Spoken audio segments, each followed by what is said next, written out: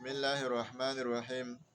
نن یو ډیره اهمه مسله او ډیره ضروري مسله هغه دا ده چې حدیث کې راځي الماء من الماء، اوبه د اوبو نه دي. د دې څه مطلب دی؟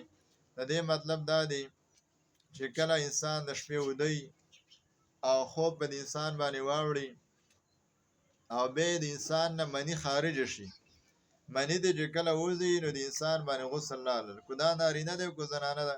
بخاری شریف کې راځي کتاب العلم کې یو بیبي راله نبی علیہ الصلوۃ والسلام ته وی الله تعالی د حق نه حیا نه کوي، آیا په خده باندې غسل شته چې کله داسې خوب ویني لکه څنګه چې نارینه ویني؟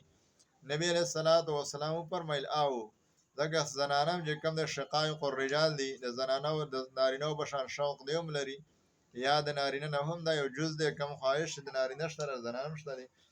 نو لہذا چې کله یو زنانه یا نارینه خوب ویني او د دې نه منی خارج شي نو بیا په دې باندې غسل لاله، مطلب کپړې لمدې شولې نو په دې انسان باندې غسل لاله، غسل به کوي.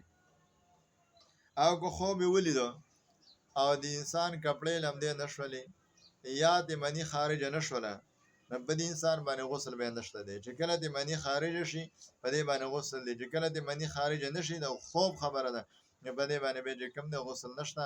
لہذا هر چا له دې مسلې ضرورت دی، هر څوک دا مسله یادولی شي یاد دی کی انسان خوب ویني پر دې نه منی خارج شوه په ده باندې غسل دی، که منی د خارج نه شوله په ده باندې کوم د غسل نشته.